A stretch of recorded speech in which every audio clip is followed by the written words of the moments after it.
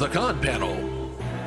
Brought to you by Old Brother Productions and Norse Legion.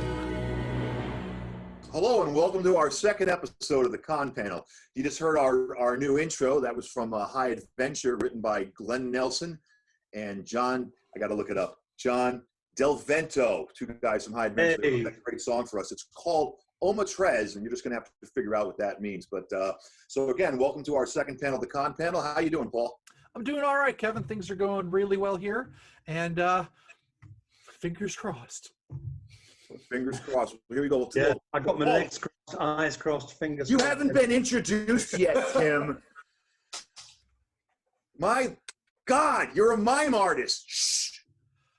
Oh, shout out to our friend Steve. It's his birthday today. And Steve Costantino, the first guest we had on the first Con Panel, Steve Costantino's birthday today. He turns 14. And we're wishing him well out in Los Angeles. We hope he's doing fine during the COVID. But anyway, so we have two guests for this week's show. We have Mr. Tim Dry and Mr. Sean Crawford from Return of the Jedi. So, gentlemen, welcome. I'll open it to you, Tim. How are you doing today? I'm doing very well, thank you, Kevin. I was actually sitting in the sunshine this afternoon in my luxuriant London patio. Oh, excellent. So the weather's good out there. Today, yes. Tomorrow is going to be very windy and cold, apparently. Excellent.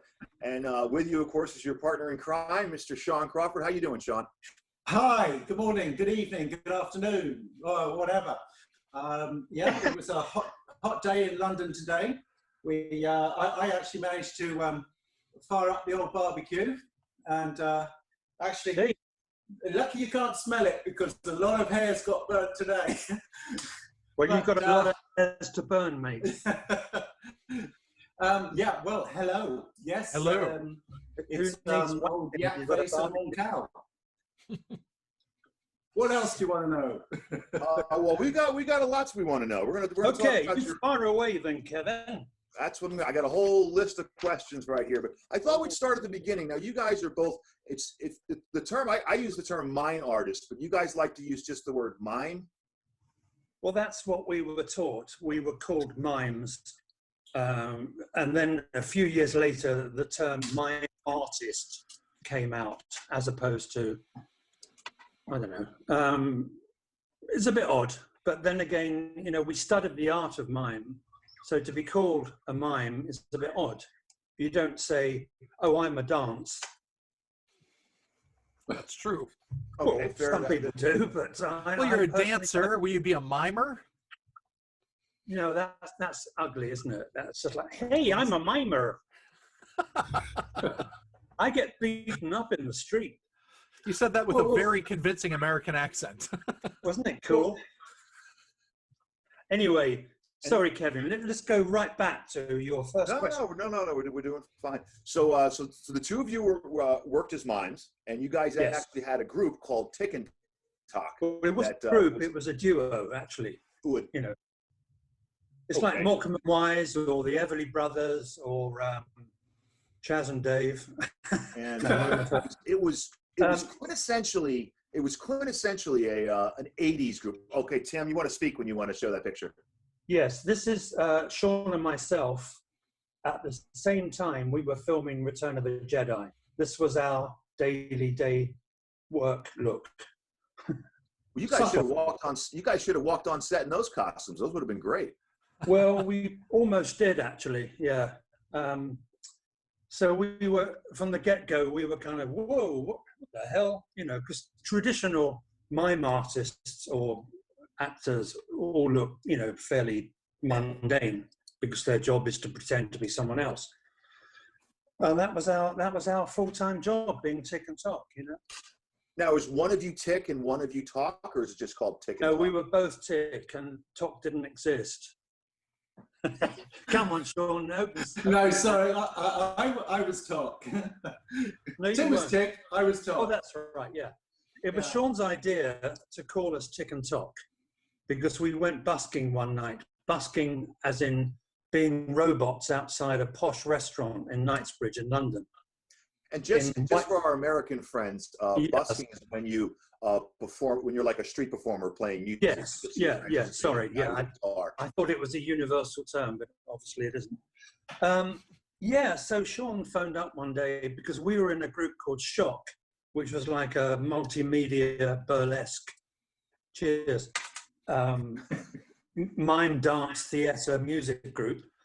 And we had a sort of hiatus. All the girls went off on holiday, and Sean phoned up and said, "Do you want to go busking tonight?" Because normally busking is when you sit there with the guitar going, "Let me take you by the hand and drag you through the streets of London." I said, "No, we don't do that." He said, "No, we'll be robots. You've got an evening suit." We put white face on, shades on. We put a top hat down outside this posh restaurant. And every time we were completely motionless until someone walked past. And then we'd suddenly kick into action. And they go, "My God, that's amazing." Chucking in money into the top hat. So we walked home to Sean's pad and said, "This is really good. We should do more of this." And he said, "Yeah, we should be called Tik and Tok." I thought, oh, that is so good. But can we spell it with a K? Not CK or C. Hate that. And we went busking every day, and we earned more money doing that than we were earning as Shock, you know. So there you go. There you go. So that led on to the first TV show, and then the second TV show, and it just sort of built and built and built, you know. And let me see if I remember this correctly, because we were talking, before we got on live today.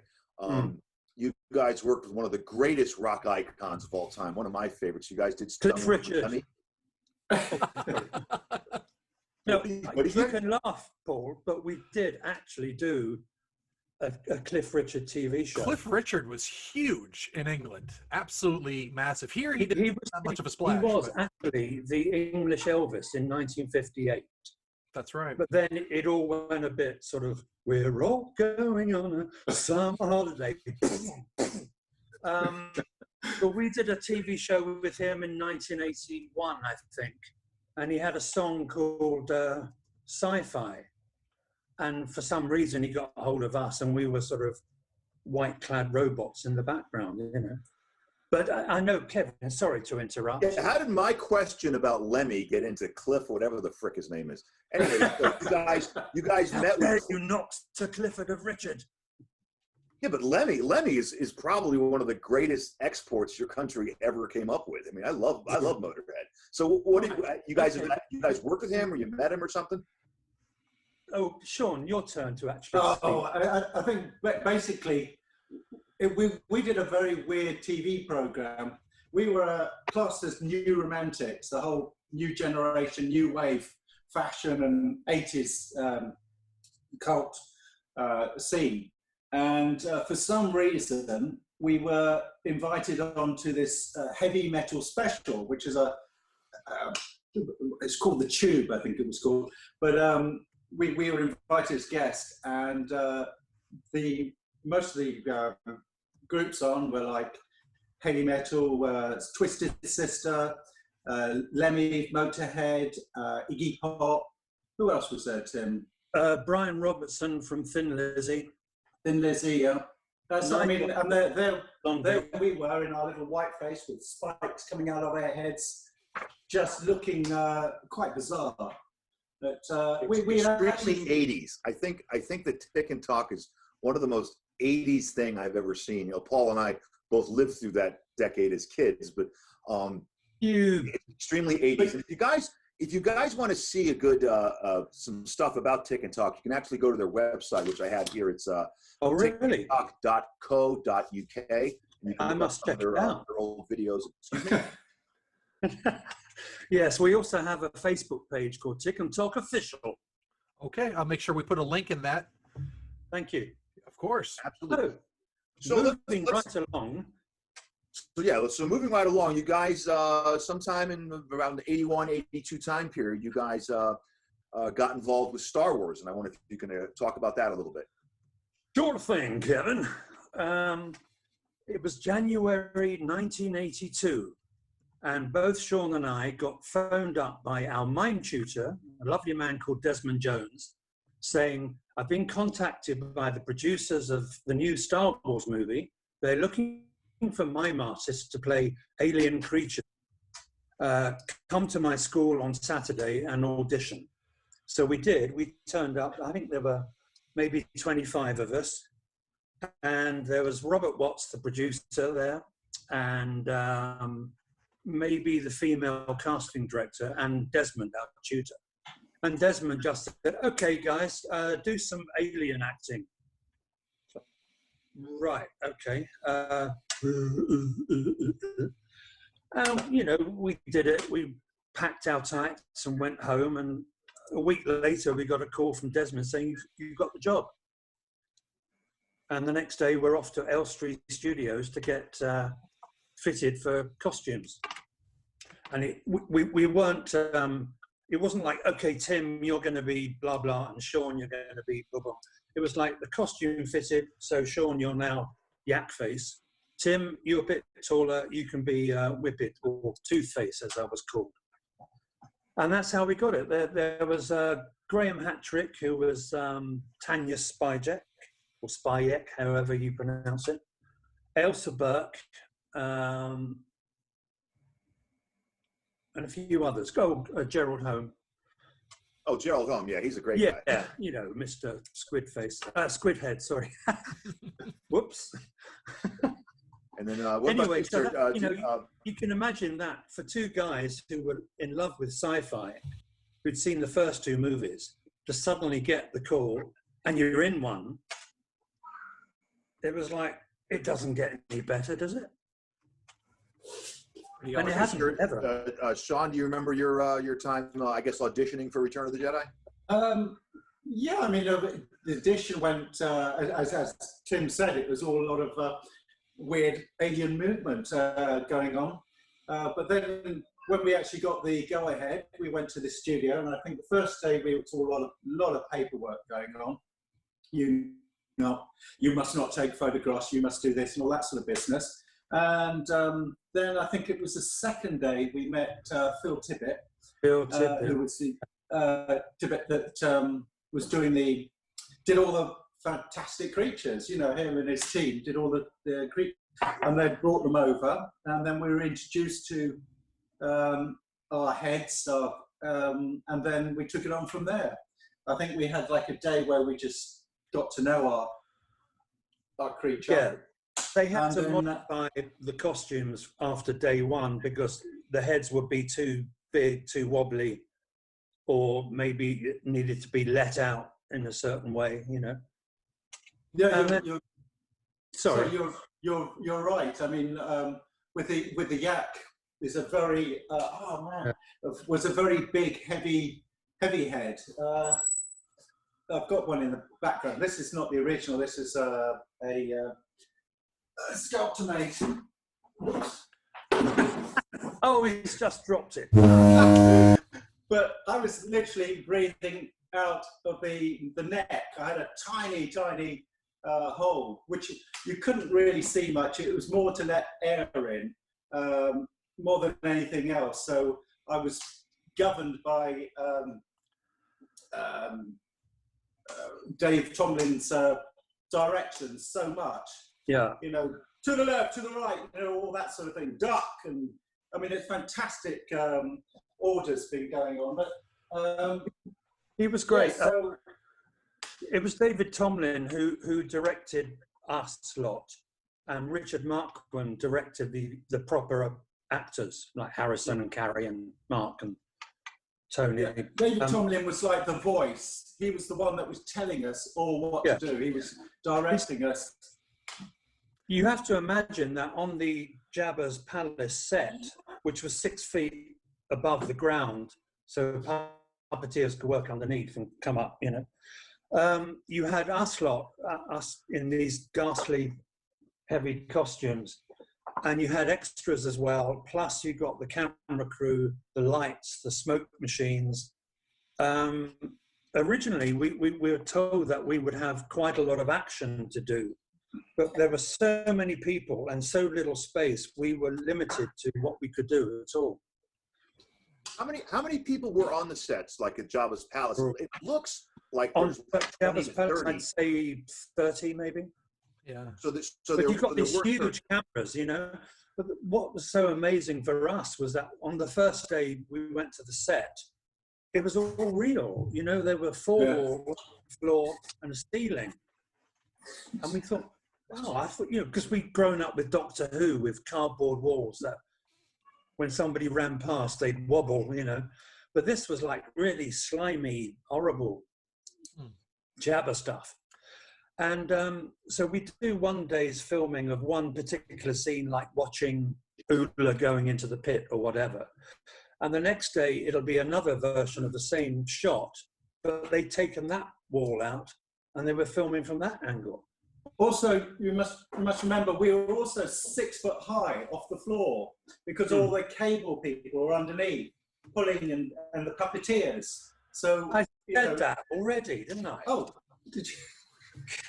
You I'm sorry, Tim, I missed that one. No, it's only been 40 years, mate. So Sean, where did you get that yak face head from? He's a fan. He's a sculptor, a fantastic sculptor, Chris Stevens. He's absolutely brilliant. He does a lot of the Star Wars characters, and I think he's in Ireland, but brilliant, fantastic. Look him up, Chris Stevenson. Chris Stevens. And would you say the yak face that you have there? What are you advertising there? Oh, that's a neat patch. Oh, hello. Oh, there you go. Oh, no, Kevin, don't look. Turn away now. Sorry. Makes a good outtake. That is a brilliant comedy moment. How accurate do you feel that the yak face is, the one that you have? How accurate is it to the movie? Well, it's not as long, is it? Well, it's not as long. The original yak face was much. I've got to tell you this. It was much heavier. Now I remember, Kevin, we did an interview in where were we? That Tennessee. was ICC in Nashville. I was saying, I kept on saying it was like wearing a welly on your head. Welly. Now, when I heard that back, I was mortified because it sounded like I said it's like wearing a willy on your head. Now, in England, this is a willy, a welly. That is a welly. Boot. A Wellington boot. I think you call it a mud boot. So this is what it was like wearing on the head. Okay. Yeah, so nothing like a willy at all, really. Nothing like a willy, but I was mortified when I watched back that video. Oh, I was mortified when I saw myself crying with laughter. It was something Gerald said that just sent me off, and I just couldn't contain it. Yeah, that was a great interview. That was ICC, which is in Nashville. It's a great show. They have a show coming up just I next think year. Kevin was getting more and more frustrated with Sean than myself. You know, well, the thing what Sean was doing was that, so we had Paul. We had 4 Star Wars actors. We had Sean, who was sitting next to me, then Tim, then Simon Williamson, who's Max Rebo, and then Gerald Holm, who's Tessa. And Constantino, who suddenly emerged just again. showed up for no reason. I don't know why. But anyway, we had the 4 of those actors. They also played Mon Calamarians.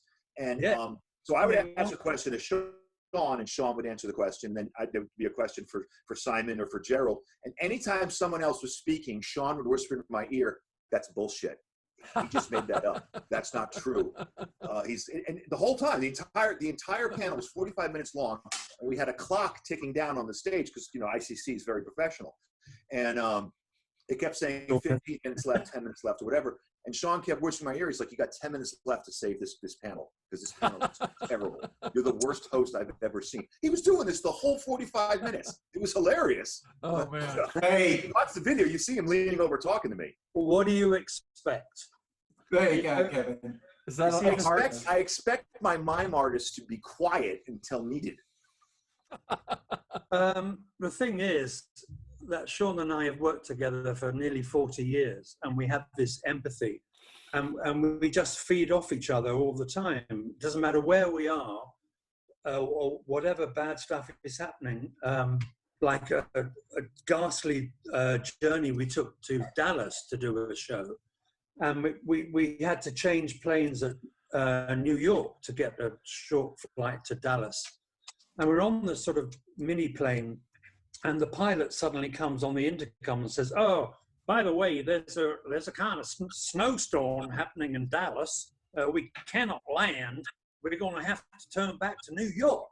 And Sean and I are going, "Blimey, we haven't got anywhere to stay." So we had to spend the whole night in an alcove opposite McDonald's in JFK Airport with our laptop sort of tucked underneath us in case we got mugged. But you know what? There was always this wonderful camaraderie, this sense of humor that whatever happens, we're going to have fun with it, you know? It's like doing this interview, Kevin. You know, we are trying really hard to have fun with it. Come on, actually, lighten up, you black. we had some earlier audio issues with Tim's, and Sean refused to do the bring interview. that up. Oh, by the way, Kevin, my friend says hi. Both of you purposely are placing these cats because they both know I'm allergic to cats and I can't stand it. I live in a house full of women and they all want cats. Anyway, let's move right along to our next role in Jedi. Yes, the Mon Calamari Man. Okay, excellent. That was going to be our next series of questions, but since you want to take over the interview, one step ahead, Kev. You know, you can keep up. Boy. Okay, so you guys you guys filmed Jabba's Palace. I'm assuming that was filmed first, and then you guys we did on Calamari set? Sorry, I think it was about 4 weeks, wasn't it? 3 weeks in Jabba's Palace. Then we did a week on Jabba's sail barge, which was actually built on the back lot at Elstree, because we weren't in the Yuma Desert for that bit. So all the interiors, when Leia strangles Jabba, was done in Elstree. And that was even more claustrophobic because it was really tight, you know. You said you filmed that on the back lot. Was Jabba's sail barge that was built in London? Was that built outside? Yes. Or was it actually? And here's the funny thing. I don't know if you've ever seen a ghastly TV show in the UK called Celebrity Big Brother. I've not seen it. No, I've got to say no. Your life is complete. It's one of those reality TV shows, you know, where 6 sort of complete sort of filmed in a house for a week. Anyway, the irony is that what was the lot that Jabba's sail barge was built on then became the set for Celebrity Big Brother. Anyway, so we did that, and we thought, well, that's it. You know, we've done 4 weeks. And then they said, oh, by the way, we want some people to play Mon Calamari officers. So we troop along to the costume people again, and the costumes fitted. That's me there, that's Sean, and that's Tim Rose as Admiral Ackbar. And these were such a joy to wear because they were very light latex. We could actually see where we were going. Amazing. And we just had one sort of costume on, you know. It was easy to do sort of panicky squid acting. Excellent. And how long was that shoot before? Not that long, actually. I mean, it was... About 4 days, I think. Yeah, maybe. If that. You know, it was... it's when Ackbar says, it's the trap, you know. So Sean and I are at keyboards, you know, I don't know what the hell we're doing, probably learning to play Human League songs. Don't you want me, baby? Oh, right, sorry. Anyway, so that was that. And we thought, wow, done that. How cool is that? We've just been in one of the biggest movies ever. The next night, we're doing a sort of wet T-shirt contest in Blackpool or something. Seriously, our lives were so odd. I've got my diaries. Sean's just found his diaries, and it's unbelievable. It's like 4 weeks on Jedi, Blackpool wet T-shirt contest, in the recording studio, going to Holland, come back, in the studio all night. You know, it's boom, boom, boom, all the way down.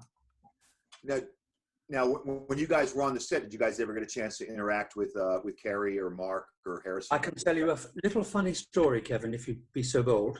I'd love to hear it. My girlfriend at the time said, oh my God, could you get Harrison's autograph?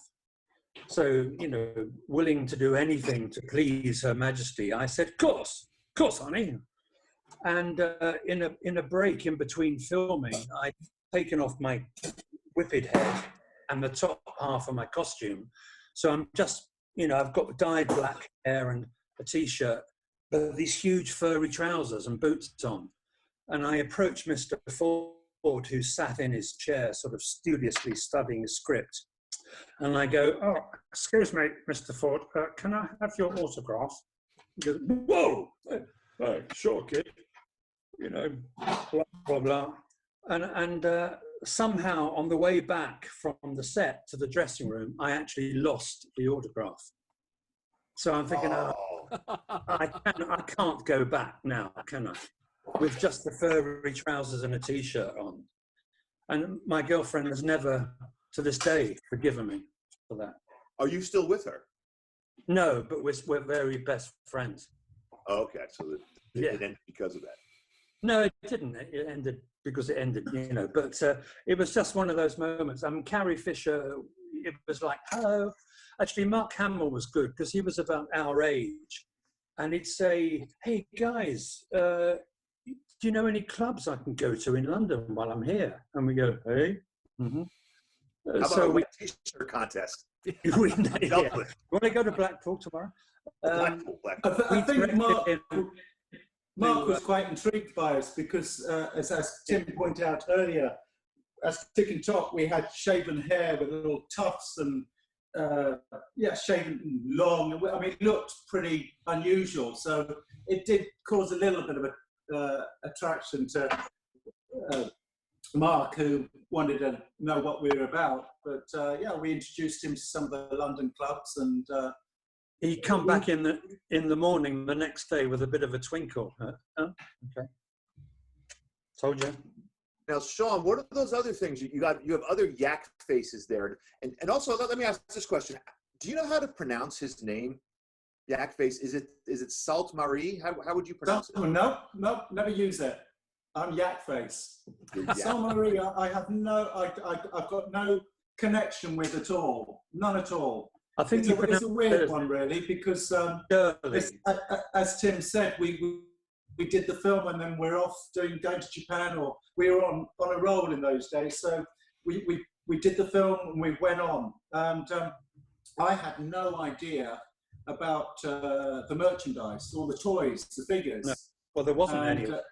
All those sort of things came out. Also, I was, 23 or something, so I wasn't into the figures in those days. I was into chasing chicks. So, apparently you are into the merchandise right now. I am so much into the merchandise right now. I mean, because I've been educated. The whole Star Wars community is a big part of me now. I mean, doing these conventions, Tim and I have had one of the biggest jollies and experiences that we could ever hope to do.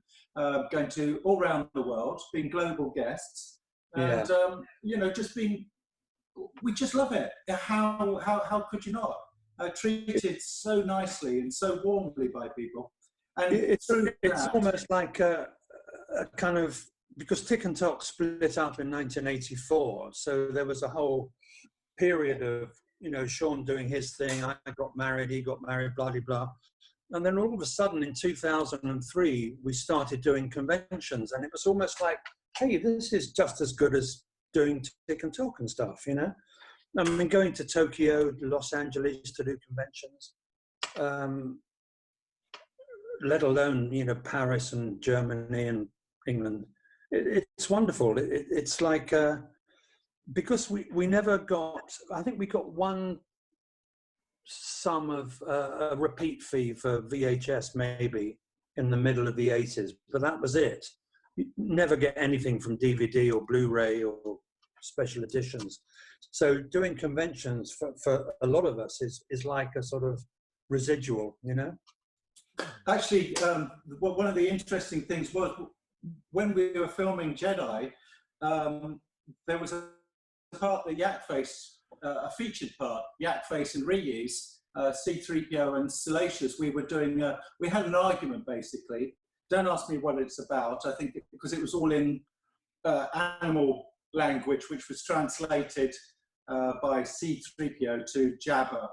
And it was a sort of comedy moment, which is, you know, cut from the film. In fact, this is a still from the actual, can you see that?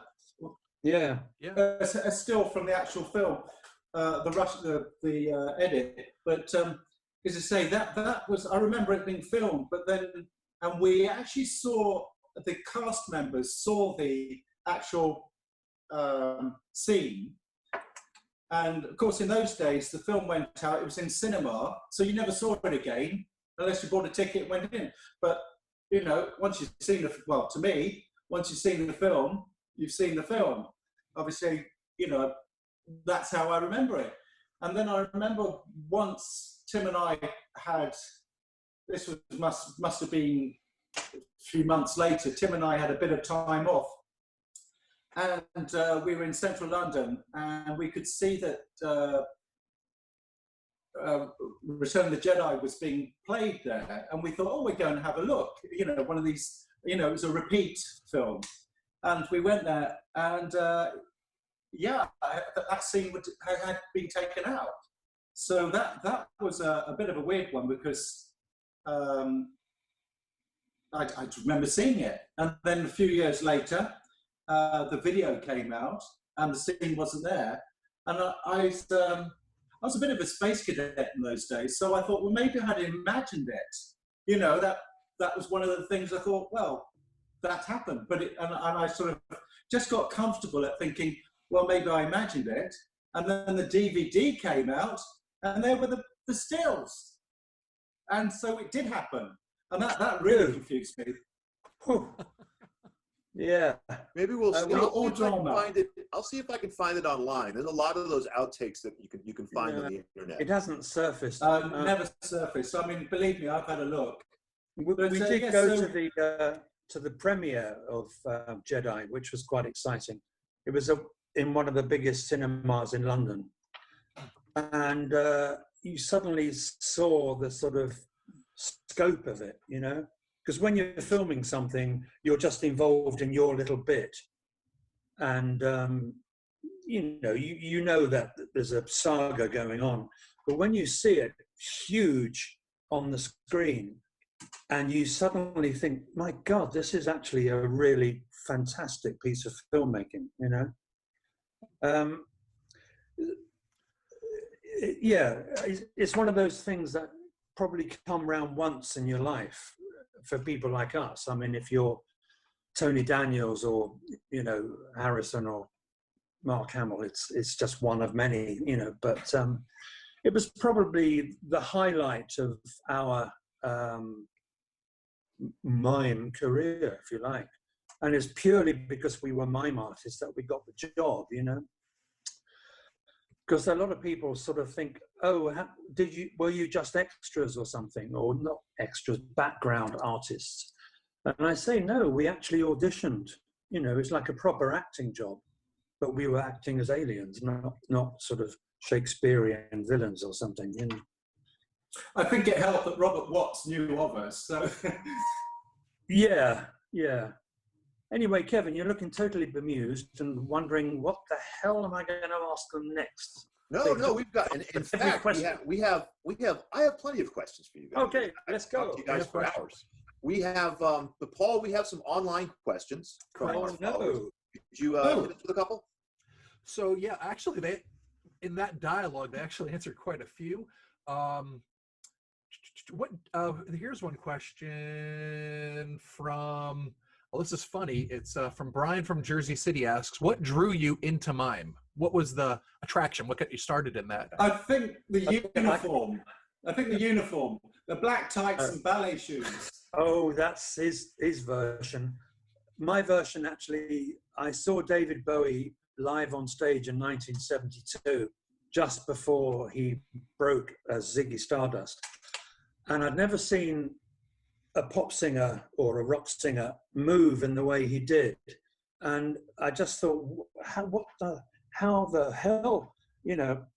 And then a couple of years later, I saw the Rocky Horror Picture Show live in Chelsea. And I just thought, I want to know more about this sort of strange movement that Bowie was doing, and later on Kate Bush as well. And I didn't answer. I saw an ad in a magazine called Time Out that said mime classes 1 day a week at the dance centre in Covent Garden. And I think they were £1 each. And so I went along, and I just, from the moment I walked in, I thought, this is it. I found what I've been looking for all my life, you know, because I was a trained graphic designer and I hated it. I was wrong choice. And all of a sudden I thought that mime is the ability to tell a story without using words. And that was very exciting because I never wanted to be an actor.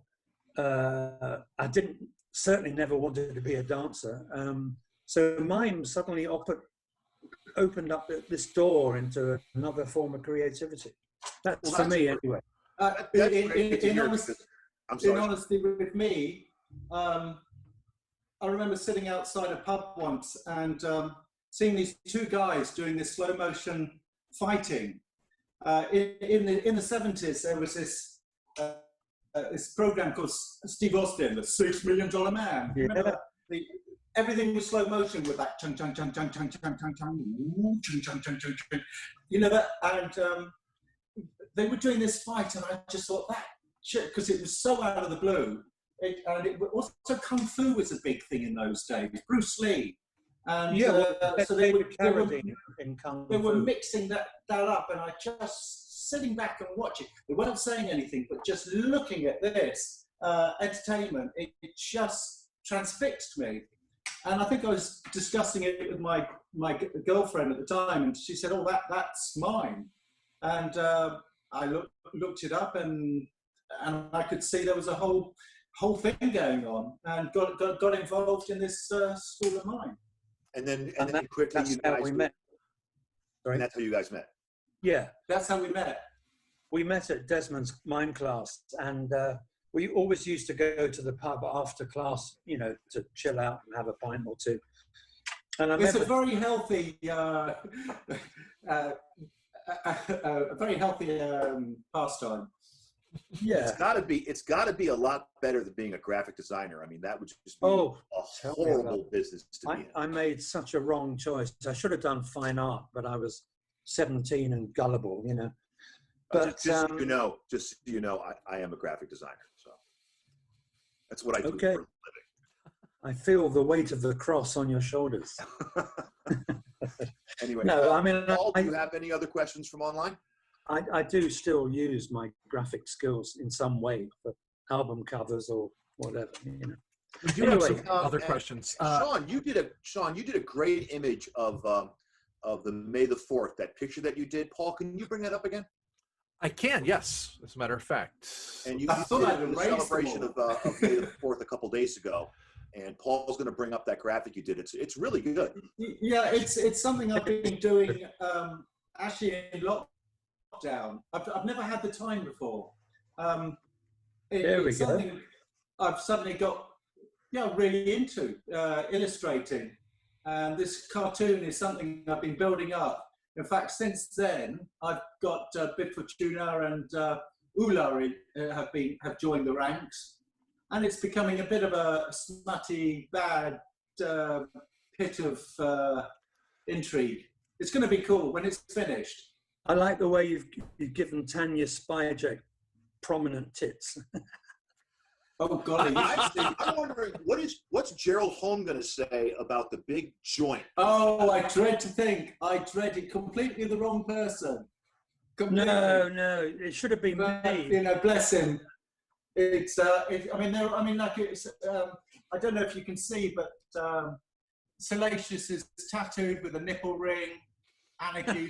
Anarchy. I like the anarchy bit. Yeah, that's right. That actually fits Mark Dodson pretty well. The guy who did the voice, I know him pretty well. I'll have to send this to him. And I think it's getting more extreme. Actually, I'm gonna have to stop it. Who knows where it's going to end? Yeah, this. It's brilliant. I mean, Sean has suddenly developed a new skill. It's brilliant. Oh, I love it. Now, Tim, do you have a drawing we can see? questions from adoring millions? Or We do have a couple more. You guys actually answered quite a few of them. I have a personal question, Okay. if you don't Okay, mind. so our next question is from Paul from New Britain. Our next question is Hartford. Paul, how you doing? I'm really well, thanks. I have a question of what your interactions with the 501st Legion might be like, and have you met any of those guys? Oh, golly. God. Yeah, I mean, the 501st, we've been looked after them so many years, by them for so many years. We've grown a very close relationship with the German. The German garrison inducted us as honorary members back in 2014, which was a huge, sorry, I nearly said the F word, a huge honor. I know, it's quite wonderful, actually. You know, I love guys and girls who have some kind of passion. Maybe it's not their day job, but it's something that they do that gives them a thrill and makes them happy. You know, it could be juggling, it could be making jigsaw puzzles, but the 501st and all the people who do cosplay as well, I love them all so much, you know. Oh, you've got so much love in you, Tim. I must admit, when I first saw the garrison, the mime world. when I first saw the garrison, you know, it was a stormtrooper, and I thought, wow, that looks really cool. I had no idea about the 501st, what the charity work and what they represented. I just saw the costume. But having known, you know, later down the line what good they do, I'm so blown away at the whole troops, or all the troops. In fact, last year I went into collecting all the patches of the troops, and I managed to get. I managed to get all of the patches of the garrisons and outposts onto a sheet, a tribute. I call it a tribute sheet. I mean, this is just all of them. Wow. Oh, that's incredible. From all over the world. And yeah, bless them. I make my own patches so I can trade with them. I mean, that's why I did it, so I could get, although there's a few I'm missing, South Africa. You know, I built my own, hold on. No, he's off again. There you go. There's my little patch. That's great. And, yeah, but again, designing them, I have so much fun doing it. It's nothing I do normally. So I've had so much fun. Too bad you don't know somebody that owns a patch making company. Or a member of the 501st. Yeah. I own a patch making company. It's what I do for a living. Do you? Well, yeah, that's why it's, yeah. I get your people I have to booths talk and to his conventions as well. But Paul, oh, by the way, and Paul here is a member, or was a member of the 501st. Yep. He was the executive officer of the Connecticut Garrison. That's right. For many years. Sorry, Connecticut area. Connecticut Garrison, yeah. Connecticut Garrison. Where did it go wrong? What happened? 10 years was a long time, man. 10 years. When did the charities? Yeah. All the charity stuff was one of the reasons why I did it. A huge love for Star Wars. I do a lot of charity work anyway, so it was a very good marriage for me. And then I made a few props, like lightsabers and stuff, and I thought, how could I take it to the next level? So I built them.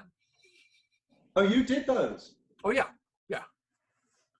That's so cool. I wore the Biker Scout for like 10 years. The other two are a little more recent, but yeah. And Paul's being a little modest. Paul, you work for a great charity organization. Why don't you give them a nice plug? It's the Save the Paul Fund. I'm broke. Help me now. No, it's Hey. Act now, and you can get. No, I work for a nonprofit organization called Ability Beyond, which is located in Connecticut. We do work all through the state of Connecticut and also New York, helping people with disabilities and stuff. Right now, it's a pretty rough time with the whole COVID-19 thing. Really, really tough. But while in New York, the COVID is going down, in places like group homes and medical facilities, it's actually going up. So it's a little scary, but we're trying and we're surviving. So we're doing good stuff. Good. Well done. Thank you. Okay. And then, Kevin, Sean, what are those- I personally have been in lockdown for what, 2 months now. You know, I think, and Tim likewise, because I mean we're of an age and a vulnerability. So you know we've had to be safe during this one and stay in. I mean I've got a lovely wife and who's been going out to get the food, the groceries and stuff like that. Whereas I've just been doodling, drawing. And you know I'm very fortunate. I've got a small garden. So you know I've got, to me, if this is what retirement's about, I love it. You know, I've all my life I've been a provider and gone out to work. So you know, this is the first 2 months not working. That is incredible. Although I have a natural urge to work, I'm always thinking of things to do. But I'm staying safe, basically. That's great. That's what you got to do. I've got to admit that I haven't been staying in every day. I do need to go out and go for a walk and get some fresh air and some sunshine and, you know, get certain provisions. By that you mean alcohol, right? Yeah, no, ladies by the score. No, I'm joking. Cat food. Anyway, if we're plugging stuff, this is my autobiography, which is currently still available on Amazon, and you can read all about my Star Wars adventures, the whole Tik Tok journey, and everything else I've done in my strangely exotic life. And what's the name of the book? Was it Falling Upwards? Falling Upwards, yes. A long time ago, a friend of mine said that when fish die, they float to the surface. It's like they're floating, falling upwards. And I thought, that's what my life has been like. You know, every time you think you're going down, you're actually going up. It's a bit philosophical, man, you know, but... Deep stuff. I've had 23 great reviews on Amazon for this, so I'm very pleased with that. And my first novella's got 28 reviews on Amazon. So that's what I do. Yeah, you owe me for that, Tim. I owe you? For what? 28 times I had to do that. Oh, sorry, mate. Yeah, it was amazing the amount of variations of names you came out with. Sean, when's your book coming out? Lovey, it's going to be a comic. Short and in pictures. I can't spell. I'm the world's worst. I am so dyslexic. It's like excruciating. I don't know if you've seen me on Facebook, but yes, it is. Bless him. He's always picking me up, and I wish other people would, because I think a lot of people are really polite and let it pass. But yes, no, I'm not the world's greatest writer or speller. I only pick you up when you spell whipped wrong. Oh. It's got an H in. Yes. How difficult is that? I know. And then what else can I show you? Speaking of actually, no, Kevin. Actually, you know that I've one of the things I do is I'm like must be one of the first guests that produces male stripping swag. You know, I've gone to these recently in these. Did I say something different? What did I say? No, Tim is saying you produce male strippers. What did you say? I missed it. Oh, no, nothing. I hate you, you bastard. Right, no. I produce this swag. This is here is like these are giveaways when I go to these shows. You know, because yeah, I'm really getting into them. This is like a trivia card, which you know, I put the show. They're all limited, like 100 of them. And this is a trivia card. It tells you about the Kenner. The Kenner. We haven't mentioned that. The Kenner figure, the old one, and also the cutaway shot. And then I do little patches, especially for the event as well. But yeah, I mean, I'm a giver. No, I think it's wonderful that Sean has found this sort of vehicle for his creativity. Seriously, I'm not being cynical. And Sean, can you tell me about those two little figures you have next to you? What are those about? Oh yeah, in Celebrations Europe. First of all, let me introduce you to the bad boy. The bad boy. Oh my. The bad boy. This is, you know, the I had no idea. As I say, we went back to the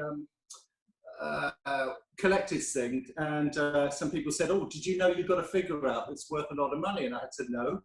And for years, I'd heard about this this figure that wasn't released in America. It was Power of the Force Yak Face, and which came out what 85, I think.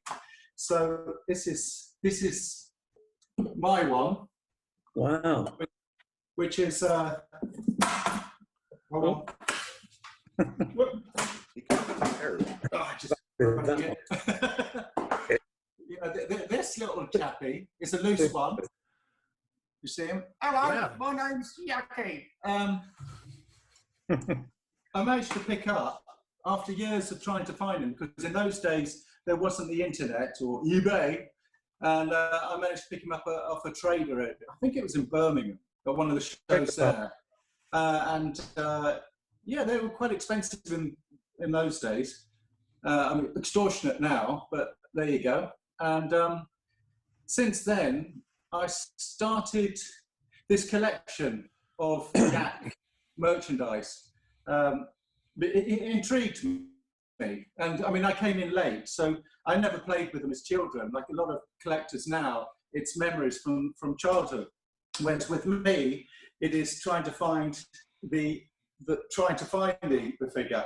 And this was a gentle giant, 12 or whatever they are, a large one that came out. I think it's Celebrations in Essen or something. Was that Germany? Yes. Celebration Germany was in 2013. Yeah. Yeah, I mean that came out, Great and show, there's I like it. and a Gentle Giant produced a little. I think it was a special figure for holiday seasons and Christmas. But he's a hard one to get because they always release him in very small quantities. There's this one that came out. Hello. It's called a Kubrick. It's a Japanese, I think. I'm not an expert on this, but anyway, this little fella came out, and what he was called, he was a chaser. I mean, the collectors most probably shoot me down because I'm saying complete rubbish, but he came out, and he came in a box, which wasn't necessarily, well, this is a Gamorrean guard, and you had to chase him, you had to find him. He was a surprise one. You couldn't just say, I want a Gamorrean guard or a Yak Face, because he was to be found. So he's a character that's always been difficult for collectors, which is a pain in the arse to me, really. But yeah, no, so I've met a lot of collectors through that. And in fact, oh, sorry, Tim, I'm sort of... No, it's all right. When I first got my Yak Face, I was so pleased, so chuffed, because it took so long to get it.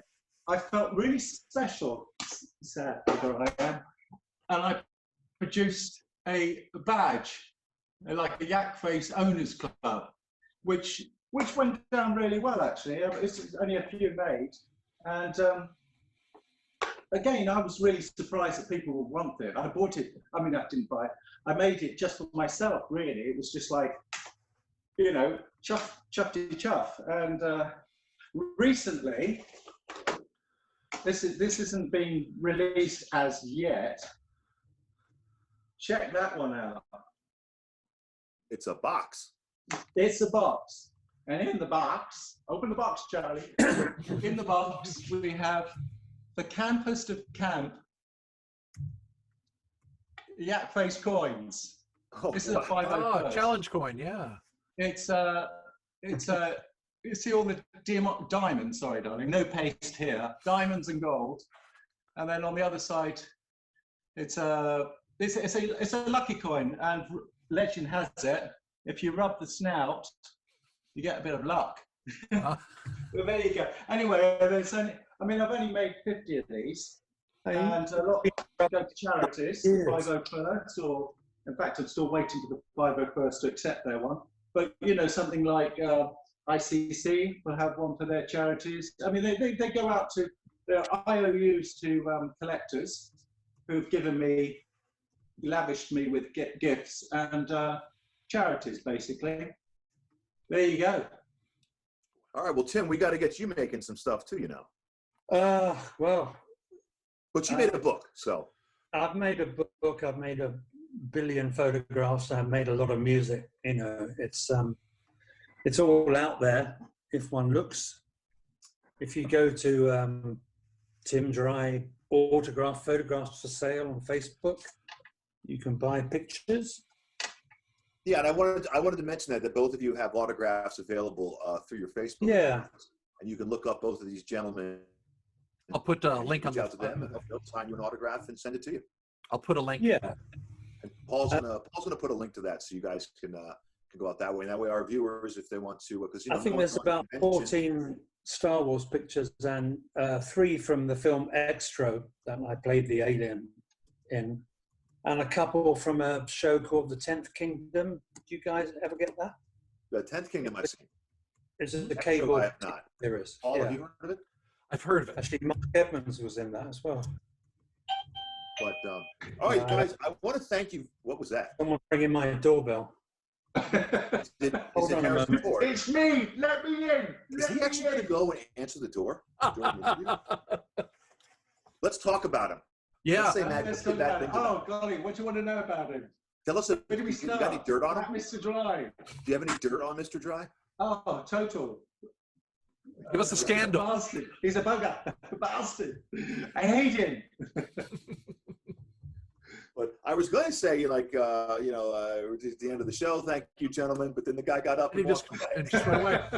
But Sean, I do appreciate you coming out here and talking with us. For our viewers, we had some sound issues earlier, so what we had Yeah, to do that was is George we had to bloody redo this Lucas. twice. Yeah. It was George Lucas. It's like, come on, man, give us a break. It's supposed to be lockdown. There he is going ding, ding, ding. It's like, will you be in my new movie? No, not at the moment. I'm being interviewed by Paul and Kevin. Yeah, exactly. I've got more important things to do. For the third time.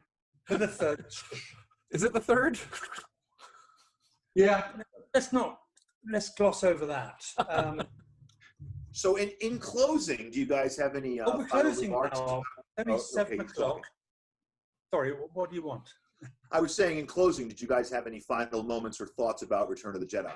Any final moments? Oh my God!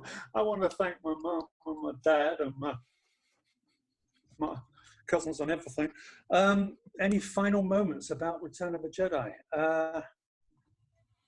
Do you know what? No. It's an ongoing journey. I mean, you know, we will hopefully meet at conventions, and it goes and it goes on and on and on. I mean, yeah. What I love about doing conventions is that we re-meet people from, 30, however many years ago. You know, little Mike Edmonds and Jeremy Bullock and Dave Prowse when he was doing stuff, and you just think, wow, we were all there doing something quite wonderful so long ago, and here we are again. You know, in Burnley or in Tokyo or in Los Angeles, you know. And it's like some odd cosmic social club. Are we recording? We are. Yeah, sorry, you're a bit late, mate. No, we're not. No. We're just hanging out and talking. Seriously, the thing about Jedi or any of the Star Wars movies, it's not just another job you did and that was it. Believe me, I've done a whole shed load of them. But this was something that has an ongoing life. And what I do like about conventions is that you get 3 generations coming to your table. So you get the dad, who's probably our age. Probably granddad, actually, is my age. Anyway, and then you get his son or his daughter, who's sort of in the middle, and then their kid, who's probably 10 or 12, and they all love the original trilogy. And you just think, wow, I'm part of that. How cool. Tiny part, you know, nothing extravagant, but a tiny part of a machine that is just unstoppably brilliant. Well, we're very fortunate because the trilogy does have a certain thing about it. You know, there is a love a little bit special for the old trilogy, and we are very fortunate to have been part of it. You know, the other thing that people say, oh, what about, you know, the prequels and blah, blah. And I say, well, what makes the original trilogy so good is that there was no CGI. It was people like Sean and myself and Gerald and all the others breathing life into a costume, not being sort of stuck against a green screen fighting nothing. And I think that's what people really like. There's a reality to the first three, you know, and possibly Rogue One, maybe, you know, but yeah, it's a reality, I think, about it. Real people, you know. Okay, great. It's not the same. Well, I want to thank both you gentlemen for taking your time out on 3 occasions to meet with us today. I do take PayPal, Kevin, if you want to. All right, I will. I'll definitely. I'll Send the definitely buy video. an autograph or send some fun. But I got your autograph at ICC this year, which was a great show. And then, you know, hopefully the conventions will be coming back soon, and we'll be able to see you guys out there on the set. I don't know if Celebration is going to happen. Probably not. They're probably going to delay it. But you know, there's other conventions. It's a funny thing. To be honest, with the old trilogy, I'm not sure how well it's the vintage stuff is taken, you know, with the new Walt Disney films and stuff like that. So I live in hope, but we'll have to see how the future comes. What do you mean? I'm just not sure if Walt Disney picked up on the original films as much as the new releases, their own merchandise. Yeah, well, there's a whole load of spin-offs, obviously. Solo, the Mandalorian. What do you guys think of that? Have you seen that? Yeah, we've seen it Mandalorian is fantastic. It's one of the best things that Lucasfilm has come up with in a since long they- time. The other movies, I'm going to go no comment at this time. Okay. He can say no comment, but I can comment. Please, go ahead, Paul. Without in not so many words, Mandalorian I think is great. Best thing they put out in a million years. I thought Solo was so low. I wanted to like it, you know, the new trilogy. I could go on and on and on about it. I wasn't a big fan. I wanted to. There's that little kid in me that still gets excited when I hear the word Star Wars, you know. But yeah, it's funny because Simon J. Williamson and myself went to see the last Star Wars movie, and to be honest, we were kind of underwhelmed. And it was on a huge screen. It was a BAFTA screening, so it was full of, you know, thesps, and Richard E. Grant was there to do a Q&A, and Abrahams and everyone else. And I just felt, it's just not, you know. Rogue One, I thought, was a little bit better. It's a bit darker, a bit, you know. I like that film because it's like The Dirty Dozen. It reminded me of that film so much. Yeah. You don't really get to know the characters, but you get to know the situation. And that was nice. I'm just very proud and pleased to have been part of something wonderful a long time ago. I'm not a collector. I'm not a huge, you know, avid fan of everything to do with Star Wars.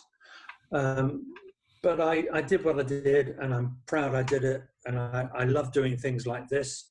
If people are interested in hearing tales, then I'm here, you know, and it's good. Thank you for that. Thank you both. Thank you both very, very much for hosting us. Well, Yes, thank you very much. Thank you guys for coming out like this. I know it's Thank you, Kevin. you're sad. Ugh, don't show the cat. Don't ever show I'm the sorry. cat. You shouldn't have I don't said hate cats, guys. I'm just allergic to them. and it's just I don't like to happen. It's just so funny. Anyway, okay. Well, look, I'm so glad that this one worked out all right. Me too. And I All hope right, gentlemen, you guys have a good night, and please be safe out there in London during this this whole global pandemic. But before we sign off, Paul, on Wednesday we have a new guest coming into the con panel. Correct, we do. Tell us quickly about that. Sure, that's going to be the man that created the one-man Star Wars show. He's a great guy. His name is Charlie Ross. And Charlie Ross has really amazing shows. He's done one-man Star Wars. He's done one-man... In Celebration 4 in Los Angeles, I think. That's correct. He was there. Yeah, he was. That's when I first saw the show, was Celebration 4. I think it was the last day of Celebration 4. Yeah, I think he did Celebration Europe the same year. Might have. Maybe. So that's what we have coming up. Yeah, should be a great show. That's cool. Okay, so do you have any other Star Wars, artists appearing? We have a bunch lined up in the next coming weeks. I don't want to give any names, but we have an actor from Rogue One coming. We have a Walking Dead actor coming, and then we have a stunt man for a major actor who's going to be coming on. I don't want to say his name yet because we haven't locked him in yet. Okay. But we've definitely got some shows coming. We want to do this once a week. We're going to bring on a Star Wars. So what about all the other fellow Star Wars peoples?